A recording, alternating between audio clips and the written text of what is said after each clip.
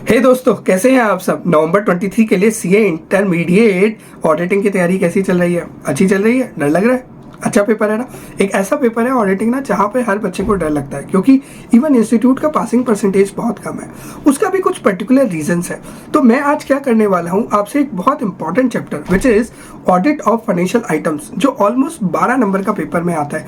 इसमें वो गलतियां जो मैक्सिमम बच्चा करता है, जिसकी वजह से वो ये 12 नंबर स्कोर नहीं कर पाता। करेक्ट। तो इस वीडियो को लास्ट तक जरूर देखना, बहुत इंपॉर्टेंट। इवन 4 पॉइंट शेयर करूंगा जो आपने अगर ध्यान रख लिए तो बिलीव में दिस थिंग, आपको इस चैप्टर को कवर करने से अच्छे तरीके से कोई नहीं रोक सकता। 12 में से आराम से 7 नंबर स्कोर कर लोगे। ठीक है, 7 भी हो सकता है, 10 भी स्कोर कर लो। ठीक है, इससे पहले आगे बढ़ूं, आप भी मुझे ना कमेंट बॉक्स में लिख के जरूर बताना कि जो मैं गलतियां शेयर करने वाला हूं, क्या आपने भी कभी वो गलतियां करी है या नहीं करी, या आपके हिसाब से कोई और गलती भी हो सकती है क्या। ठीक है, देखो 4 ऐसी मिस्टेक्स जो हर बच्चा करता है। पहली, आंसर सही नहीं लिखता। सर आंसर सही नहीं लिखता? देखो, क्वेश्चन की रिक्वायरमेंट क्या है पहले जरा पढ़ो। फॉर एग्जाम्पल, जैसे मान लीजिए क्वेश्चन ने बोला है कि पावर का खर्चा है। आपको बताइए कि एज एन ऑडिटर आप उसमें क्या चेक करेंगे। अब क्वेश्चन पूछना चाहता है what are the attributes you are going to check in it. जैसे कि आप चेक करेंगे कि जो अमाउंट रिकॉर्ड हुआ है वो प्रॉपरली करेक्ट है या नहीं है। बट आंसर क्या लिख कर आता है बच्चा? We will check the invoices, we will check the expenses has been booked in the proper account. Proper time से बुक हुआ है नहीं हुआ। एनालिटिकल प्रोसीजर करेंगे। आईसीआई सेइंग भाई आई वांट टू आस्क कि क्या चेक करोगे, ये नहीं पूछा कैसे चेक करोगे। देयर आर 2 डिफरेंट थिंग, क्या चेक करोगे या कैसे चेक करोगे। बच्चे ने आंसर दिया कैसे चेक करेंगे, आईसीआई ने पूछा क्या चेक करोगे। एट्रीब्यूट्स पूछ रहा है आईसीआई। तो आपको ना क्वेश्चन पढ़ते वक्त ध्यान रखना है कि आईसीआई की रिक्वायरमेंट क्या है, एट्रीब्यूट्स है या प्रोसीजर्स है। ठीक है, this is one mistake. Second mistake, question की जो रिक्वायरमेंट होती है उसे ढंग से समझा नहीं जाता। फॉर एग्जाम्पल, क्वेश्चन ने पूछा मुझे बताओ ट्रेड रिसीवेबल की एग्जिस्टेंस कैसे चेक करोगे। बच्चा प्रोसीजर लिख के आता है वैल्यूएशन के। फॉर एग्जाम्पल, ट्रेड रिसीवेबल की अगर मैं आपको बोलूं वैल्यूएशन कैसे चेक करेंगे, तो बच्चा वहां लिख के आ जाता है डायरेक्ट कन्फर्मेशन के procedures, which is the procedure for existence. अरे भाई, आईसीआई क्या पूछ रहा है? आईसीआई पूछ रहा है कैसे चेक करोगे इस पर्टिकुलर असर्शन को, और आप बताते हो दूसरी असर्शन, नंबर तो देगा ही नहीं। तो सबसे पहले में आपने क्वेश्चन को ही गलत समझा, दूसरे में आपको समझ तो आया कि ऑडिट प्रोसीजर्स मांग रहा है, बट किसके मांग रहा है वहां पे गड़बड़ कर दी। तीसरा पॉइंट, आपको यह भी समझ आ गया कि अच्छा क्वेश्चन ने आपसे किसी पर्टिकुलर असर्शन के पॉइंट्स मांगे, वहां पर भी आप जनरल पॉइंट्स लिख के आ जाते हो।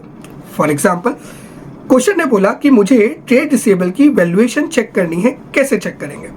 आप बोलते हो कि जी हम एजिंग ले लेंगे, हम देख लेंगे पुराने कुछ बैलेंस तो नहीं पड़े हुए हैं, मैनेजमेंट से रिटर्न कॉन्फर्मेशन ले लेंगे। बट आपने की पॉइंट मिस कर दिया। अब की पॉइंट क्या है? देखो, आईसीआई जब आपसे आंसर लिखवाना चाहता है ना, वो रैशनल भी लिखवाना चाहता है। आपने बोला कि सर मैं एजिंग ले लूंगा, but why you are taking the ageing? आपका आंसर होना चाहिए था we will take the ageing and will check the old balances outstanding and will inquire the management why they are outstanding. Second point था हम management से discussion करेंगे। क्यों करेंगे? We will be discussing with the management to identify whether there are any cases जिसका provision नहीं बना है। करेक्ट, आप समझ पा रहे हो? तो आप जो भी पॉइंट लिखते हो ना, आप जनरल पॉइंट लिख के आ जाते हो, आप उसके पीछे रीजन नहीं डालते। फॉर एग्जाम्पल, जैसे आपने बोला पावर का खर्चा चेक करेंगे, आपने कहा आप इनवॉइस चेक करोगे। क्यों चेक करोगे? We will check the invoice to check the amount जो आपने रिकॉर्ड करी है वो सही है या नहीं है, कंपनी के नाम पे इनवॉइस है या नहीं है। तो आंसर में जब आप लिख रहे हैं, तीसरे पॉइंट की जब मैं बात कर रहा हूं, जब आप आंसर लिख रहे हैं आपको सब समझ आ गया है कि क्वेश्चन क्या है, क्या पूछ रहा है, बट जो लिखा है ना आपने आंसर में वो ठीक नहीं लिखा। वो आपने बहुत जनरल लिख दिया, उसके अंदर आपने स्पेसिफिक रीजंस नहीं डाले। एंड फोर्थ पॉइंट जो सबसे ज्यादा रेलेवेंट है वो है शेड्यूल 3। शेड्यूल 3 आजकल अगर आप देखेंगे रिसेंटली हर एग्जाम में एक 4 नंबर का क्वेश्चन इंस्टीट्यूट डायरेक्टली पूछ रहा है शेड्यूल 3 के डिस्क्लोजर से।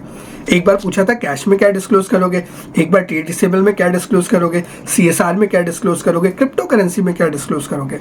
बट सिंस वो एक एनेक्सचर है तो हम लोग भी उसे ढंग से नहीं पढ़ते, हम छोड़ के जाते हैं। अरे भाई, बहुत इंपॉर्टेंट एरिया है, 1 घंटा लेगा आपका, 4 नंबर फ्री के दे जाएगा, करने में क्या माड़ा है। अब बच्चे को जो चीज आती ही नहीं वो लिखेगा कैसे? तो आपको ये चीज जरूर जरूर जरूर पढ़नी चाहिए, 4 नंबर फ्री में आ जाएंगे भाई। तो ये ऐसी 4 गलतियां हैं जो बच्चा बहुत बार करता है।